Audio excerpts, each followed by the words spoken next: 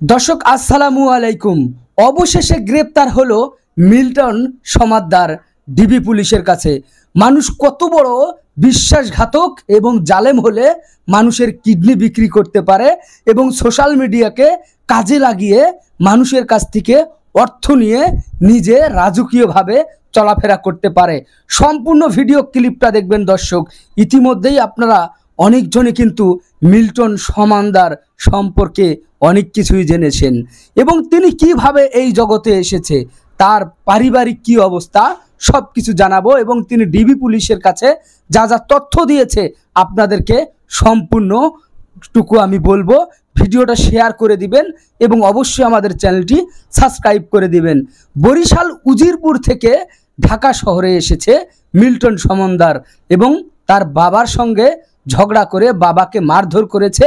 পরবর্তীতে এলাকার মানুষ তাকে বাড়ি থেকে বের করে দিয়েছে এবং শাহবাগে এক ফার্মেসিতে চাকরি করা অবস্থায় মিল্টন সমাদ্দার সেখানে সেই ফার্মেসির ওষুধপত্র চুরি করে এবং সেখান থেকেই তাকে বের করে দেওয়া হয় এবং তার যে ওয়াইফ একজন নার্স, ঠিক আছে, সেই ওয়াইফের বিষয়েও আমরা বলতে চাই কিছু, যে সেই নার্সের সঙ্গে তার ঘনিষ্ঠতার সম্পর্ক ছিল। পরবর্তীতে সেই নার্সকে বিয়ে করে এবং তারপরেই কিন্তু তিনি এই জগৎটাকে পেশা হিসাবে বেছে নেয় যে আমি মানুষকে বৃদ্ধাশ্রম বানাবো, মানুষকে আমার বৃদ্ধাশ্রমে আনবো, এগুলো ইমোশন কাজে লাগিয়ে মানুষের কাছ থেকে অর্থ নিব এবং এগুলোই আবার সোশ্যাল মিডিয়াতে আপলোড করে দিব।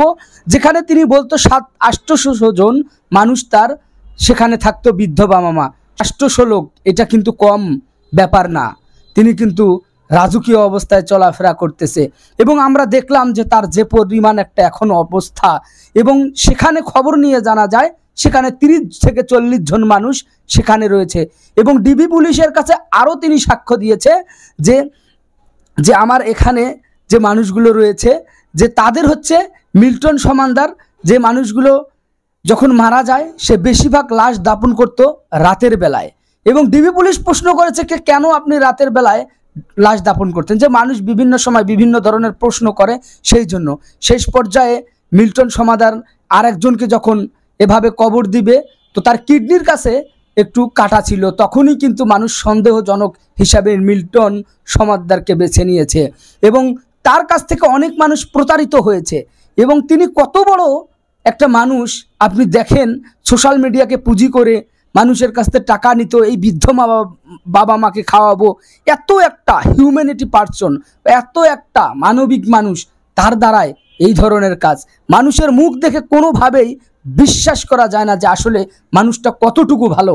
এবং আরও আপনাদেরকে বলে রাখি যে তিনি নিজে তার হচ্ছে সেখানে টর্চার সেল রয়েছে 2টা, মানুষদেরকে নির্যাতন করত, হ্যাঁ, এবং তারপর হচ্ছে তিনি ডেথ সার্টিফিকেট, যে মানুষগুলো মারা গিয়েছে ডেথ সার্টিফিকেট তিনি নিজে তৈরি করে নিজেই স্বাক্ষর দিত।